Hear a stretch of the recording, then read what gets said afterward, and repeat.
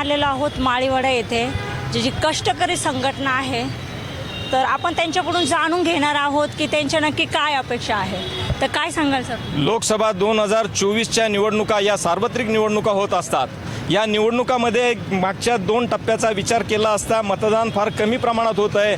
55 ते 65% दरम्यान मतदान होत आहे. ही मतदार जागृती करून लोकांमध्ये मतदानाविषयी आस्था निर्माण करणं आणि 100% मतदान कसं होईल या दृष्टीनं या कष्टकरी संघटनेच्या माध्यमातून आम्ही प्रयत्न करीत आहोत. या देशातील इच्छा आकांक्षा जशी राजकीय समता या संविधानानं निर्माण केली आणि दरडोई एक मत दिलेलं आहे.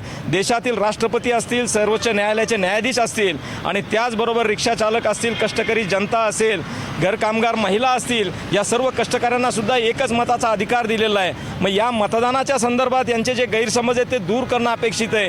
अनेकांना असं वाटतं की आमचं मत दिलेलं योग्य आहे का अयोग्य आहे, ते मत वाया जात असतं.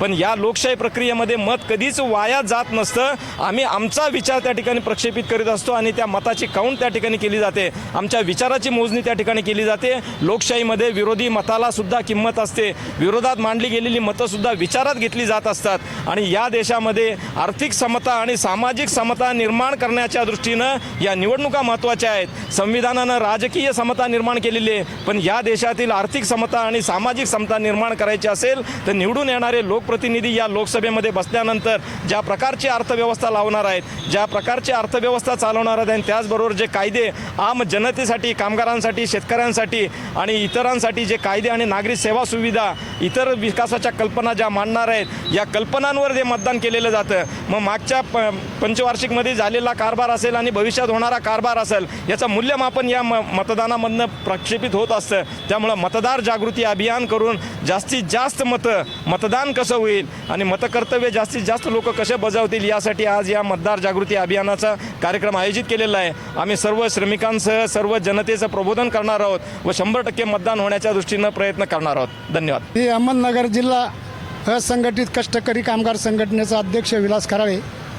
आज देशामध्ये लोकसभेच्या 2024च्या निवडणुका चालू आहेत. आज देशामध्ये 2 टप्प्यात निवडणुका झाल्या, त्याची टक्केवारी 54 या 56% फक्त मतदान झालेले आहे. आज कमी मतदान झाल्यामुळं देशाची अर्थव्यवस्था ही कोलमडलेली आहे. आज देशामध्ये जे चालू सरकार आहे त्यांनी 220 लाख कोटी कर्ज आपल्या देशावर लादलेलं आहे. पूर्वीच्या 2000 पूर्वीच्या सरकारने 25% याच्यापेक्षा 25% त्यांनी कर्ज काढले होते. पण आज सर्व सरकारी उद्योग विकले जातात, सगळ्या सहकारी संस्था विकल्या जातात, वीज मंडळ विकल्या जाऊ राहिले, सगळे विकल्या जाऊ राहिले. तरी बी 220 लाख कोटी रुपये आपल्या देशावर आज कर्ज झालेलं आहे. जर आपल्या सर्व मतदारांनी 100% जर मतदान केलं तर आपल्या देशामध्ये चांगलं सरकार येऊ शकतं. म्हणून आम्ही हे असंघटित कष्टकरी कामगार संघटनेच्या वतीनं मतदार जागृती ही रॅली चालू केलेली आहे. मतदार जागृती 100% होऊन 100% मतदान होईल यासाठी आम्ही नगर शहरामध्ये प्रयत्न करणार आहोत. धन्यवाद. सक्षम न्यूज 24 अहमदनगर. सक्षम न्यूज 24.